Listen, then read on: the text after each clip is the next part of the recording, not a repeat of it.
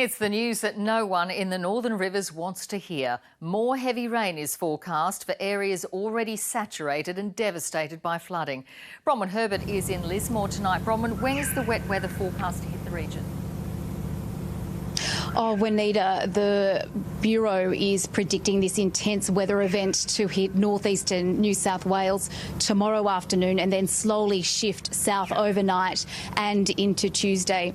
Meteorologists are predicting falls in excess of 180 millimetres over the space of 6 hours and more flooding, although at this stage not major flooding. A number of catchments across the Northern Rivers are being closely monitored, including the Tweed, the Brunswick, the Richmond and the Wilsons River here in Lismore. This weather event couldn't come at a worse time for these communities. Lismore again on alert. This flood may not be the same as the last one. It may respond differently, behave differently. Preparing for another deluge as people try to rearrange their lives. It's our livelihood, so we've got to get it going. We've got to keep things moving.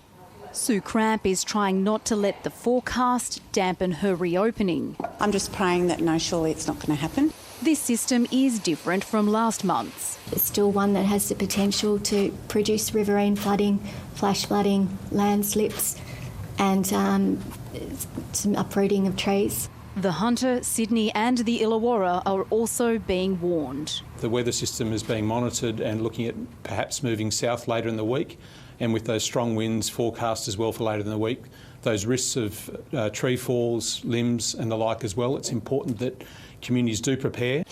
In preparation, the SES has put extra resources in the Northern Rivers. We have pre-positioned aircraft, vessels, personnel and vehicles to respond should the situation escalate further. More displacement is likely. We may need to move community centres to higher ground.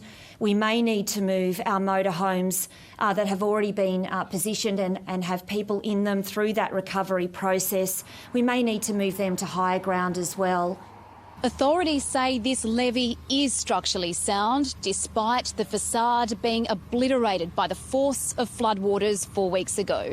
They say water isn't expected to reach the top in this event.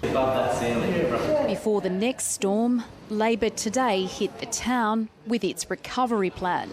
One of its ideas, a state authority to help shops and residents move permanently.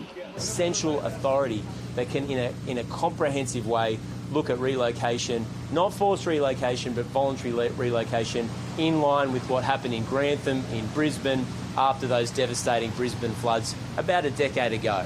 As for the cost, it's difficult to quantify, but our argument is, at the end of the day, it will be far more if you don't put the money in now.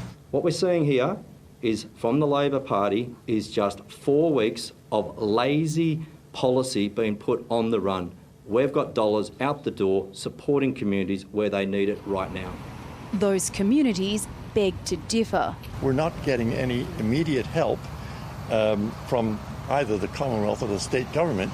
They're just giving out little dribs and drabs and having us to fill in forms. It's all getting to be too hard. With more rain ahead, it could get a whole lot harder. Bronwyn Herbert, ABC News, Lismore.